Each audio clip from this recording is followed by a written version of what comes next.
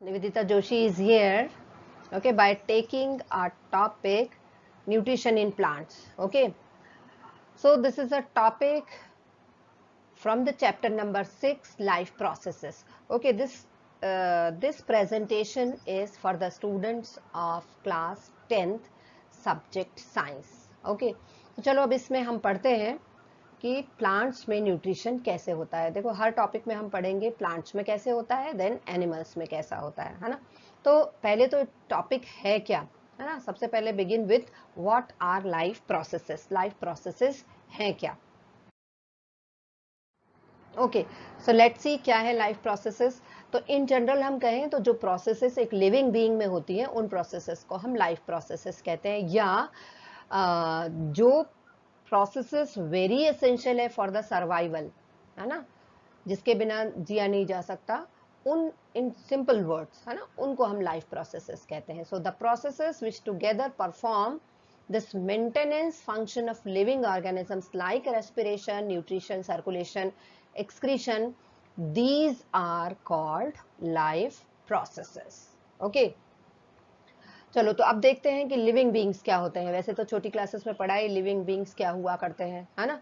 बहुत सारे डिफरेंसेस पढ़े हैं between the living and the non living one. But यदि हमें उसकी एक इम्पॉर्टेंट फीचर को, सिंगल वन इम्पॉर्टेंट फीचर यदि कहा जाए कि क्या which is common from very small organism to the big one, कौन से कॉमन है, कॉमन कैरेक्टरिस्टिक है, so our answer will be molecular movement.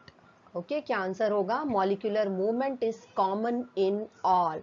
तो मोस्ट इंपॉर्टेंट कैरेक्टरिस्टिक और property of the living being is molecular movement. Okay, बाकी सारे differences तो पहले की क्लासेस में भी पढ़ा हुआ है. हमें पता है कि livings grow, they रेस्पिरेट, they reproduce and so on. Okay, तो हम मेन फीचर पढ़ेंगे.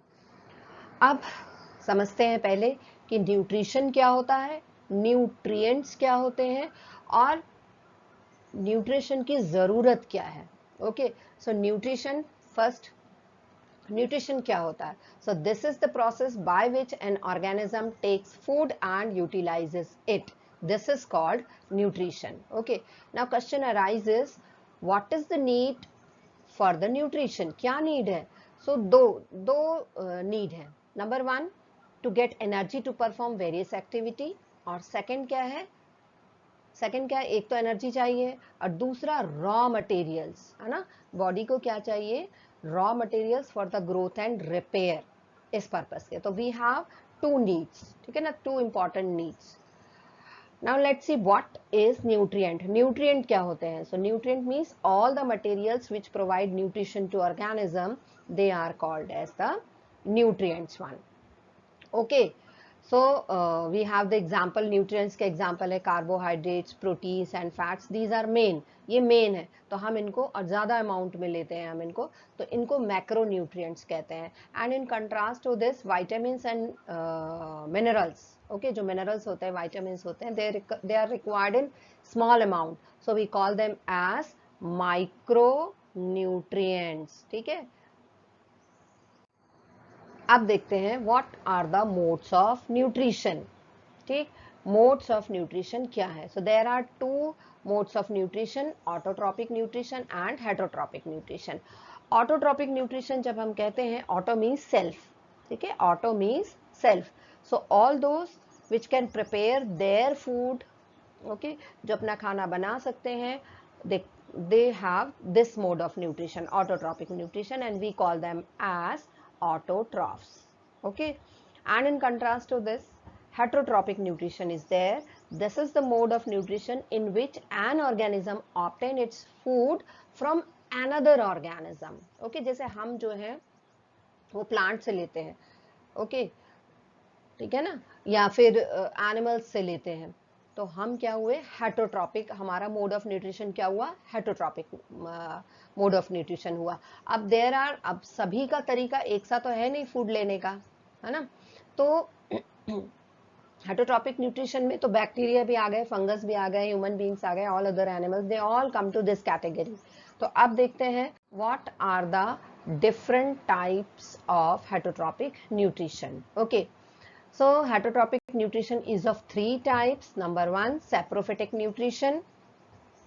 So this is a type of nutrition in which organism feed on dead and decaying, जो सड़ा गला है, rotten, सैप्रो वर्ड मीन्स रॉटन, सड़ रहा है, उसके ऊपर ग्रो कर रहे हैं, उसके ऊपर ग्रो कर रहे हैं, उनको ब्रेक डाउन कर रहे हैं और एनर्जी ले रहे हैं, मतलब डेड एंड डिकेइंग, है ना, उन मटेरियल्स को ब्रेक डाउन करके एनर्जी को ऑब्टेन कर रहे हैं, वो सैप्रोफिटिक कहलाते हैं।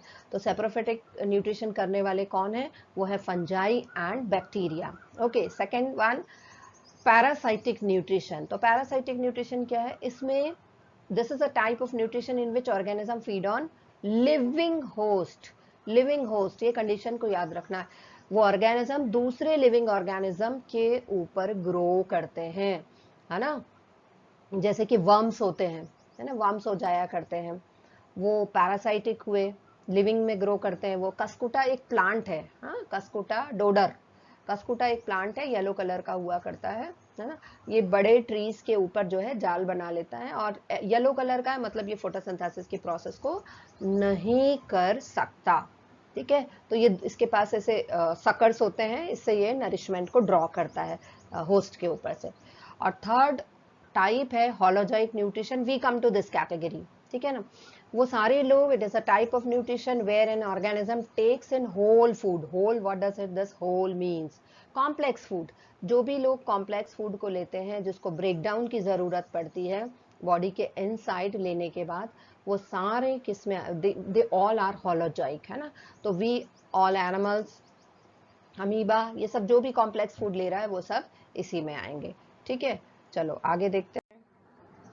ऑटोट्रॉपिक न्यूट्रिशन को हम डिटेल में पढ़ते हैं, है ना। तो autotrophic nutrition means this is the mode of nutrition in which an organism prepares its own food, है ना, ये मैं पहले ही बता चुकी हूँ, ठीक, कि green plants and blue green algae ऐसा कर सकते हैं, वो करते हैं, ठीक है ना। तो नेचुरली जब वो अपना फूड खुद प्रिपेयर करते हैं तो उन्हें रॉ मटेरियल्स की ज़रूरत होती होगी।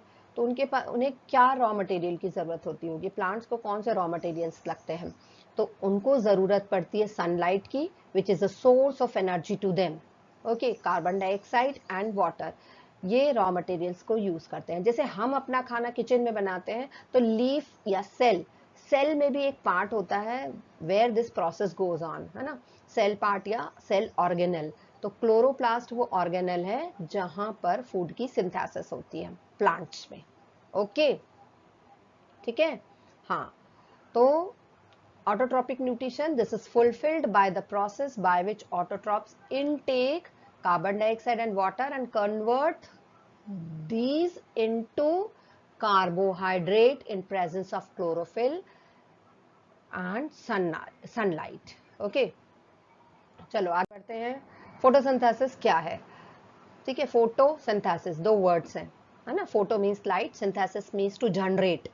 तो फूड को जनरेट करना लाइट को यूज करके, है ना। हम सिंपल वर्ड्स, डेफिनेशन हम वर्ड से ही निकाल सकते हैं, ठीक है ना। So photosynthesis is the process by which green plants prepare food, okay, green plants prepare food, so this is called as photosynthesis. तो इस प्रोसेस में होता क्या है, मतलब यदि हम सिंपल वर्ड्स में कहें तो during this process the solar energy is converted into chemical energy and carbohydrates are formed, है ना। कौन सी केमिकल एनर्जी? तो सनलाइट जो क्लोरोफिल पिगमेंट्स ट्रैप करते हैं वो किस में कन्वर्ट हो जाती है? एटीपी मॉलिक्यूल्स में। एटीपी क्या है? मॉलिक्यूल्स है, तो ये केमिकल हो गया, है ना। तो सोलर एनर्जी का कन्वर्जन किस में होता है? केमिकल एनर्जी में हुआ करता है, ओके। और प्लांट का कौन सा पार्ट जो है उसमें पार्टिसिपेट करता है? ग्रीन लीव्स, ठीक। और वो क्यों कर पाती हैं? क्योंकि उनके पास ग्रीन पिगमेंट होता है, क्लोरोफिल। और क्लोरोफिल भी ऐसे ही नहीं होता है, वो एक सेल पार्ट में होता है, क्लोरोप्लास्ट में, ओके। तो अब देखते हैं कि रॉ मटेरियल्स जो प्लांट यूज करते हैं वो कहाँ कहाँ से आते हैं। जैसे सनलाइट सन से आता है, क्लोरोफिल उनके अपने पास होता है क्लोरोप्लास्ट में, कार्बन डाइऑक्साइड जो है वो स्टोमेटा के थ्रू एंटर होती है, ठीक है। और स्टोमेटा के थ्रू ही ऑक्सीजन जो as a by product photosynthesis के दौरान प्रोड्यूस होती है वो बाहर निकलती है ना। तो स्टोमेटा जो है वो उसमें से ही एक्सचेंज ऑफ गैसेस हुआ करता है। तो वाटर कहाँ से आता है? It is from the soil. जो रूट्स होती हैं वो वाटर को एब्जॉर्ब करती हैं, पर पानी अकेला नहीं होता है, है ना. This water consisting of so many salts. Okay.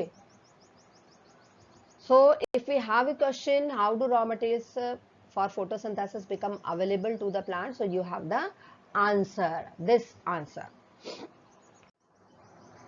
अब हम देखते हैं कौन कौन से इवेंट्स होते हैं, है ना, फोटोसिंथेसिस में कौन कौन से events. So this is the events of photosynthesis. तो क्या होते हैं, हम इसको लाइन अप कर रहे हैं, समराइज कर रहे हैं जो हमने पढ़ा है ना. So number 1, there is absorption of light energy by chlorophyll molecule. Secondly, there is conversion of light energy to chemical energy and splitting of water molecule. Water molecule है जो split हो जाता है hydrogen and oxygen में. Okay. And thirdly, there is reduction of carbon dioxide by hydrogen to produce carbohydrate. Right? मतलब oxygen कहाँ से निकली थी, वाटर से, ना कि कार्बन डाइऑक्साइड से. कार्बन डाइऑक्साइड जो है वो किस में कन्वर्ट हो गया, फूड में, ग्लूकोज में, है ना. We have the equation as well, 6CO2 plus 12H2O and it gives C6H12O6 plus 6CO2 plus 6H2O. Okay, as byproduct. ये byproduct है ऑक्सीजन एंड वाटर. चलो अब देखते हैं स्टोमेटा का रोल क्या है ना. So stomata, these are tiny pores present on the surface of the leaves. Surface, leaves की सरफेस पे स्टोमेटा प्रेजेंट होते हैं. लोअर सरफेस में ज्यादा हुआ करते हैं अपर सरफेस के कंपैरिजन में. So these stomata facilitate gaseous exchange in the leaves for the purpose of photosynthesis, है ना. And जो स्टोमेटा होता है, during the day they are open and during the night they remain close. दिन में open होते हैं, रात में बंद होते हैं, है ना. तो दिन के समय में जो देखो स्टोमेटा इस तरीके से होते हैं, ठीक है, इस तरीके से होते हैं, मतलब 2 गार्ड सेल्स होती है. Let this is guard cell, ये 2 गार्ड सेल्स हुई और बीच में जो ओपनिंग दिख रही है दिस इज स्टोमेटल पोर. इसको क्या कहते हैं, स्टोमेटल पोर, राइट. तो during the day they are like this, इस तरीके से होते हैं. और नाइट टाइम में जब ये गार्ड सेल्स वाटर को लूज कर देती है तो ये पोर छोटा हो जाता है. और क्यों हो जाता है, क्योंकि गार्ड सेल जो है वो श्रिंक हो जाती है ना, श्रिंक हो जाया करती है. ठीक है, क्यों श्रिंक हो जाती है, due to movement of water outward, बाहर की तरफ पानी उसका जो है वो इट लूजेस द वाटर, इसीलिए वो श्रिंक हो जाती है ना. अब देखो ये है, this is the condition of stomata. In first it is open and in second diagram it is closed one. ठीक है, ये बंद है. तो यहाँ पे देखो दिख रहा है हमें गार्ड सेल्स दिख रही हैं 2, जो कि बीन शेप की हुआ करती है ना. उसमें एक न्यूक्लियस एंड मेनी क्लोरोप्लास्ट हुआ करते हैं. ठीक है, राइट. तो guard cells plus stomatal pore, this is called as stomata. Okay, understand. So in this हम पूरे प्रेजेंटेशन में क्या पढ़ा कि न्यूट्रिशन, बेसिकली हमने जो मेन टॉपिक कवर किया वो था nutrition in plants and about the photosynthesis. Okay, so thank you. More topics I'll cover in next video.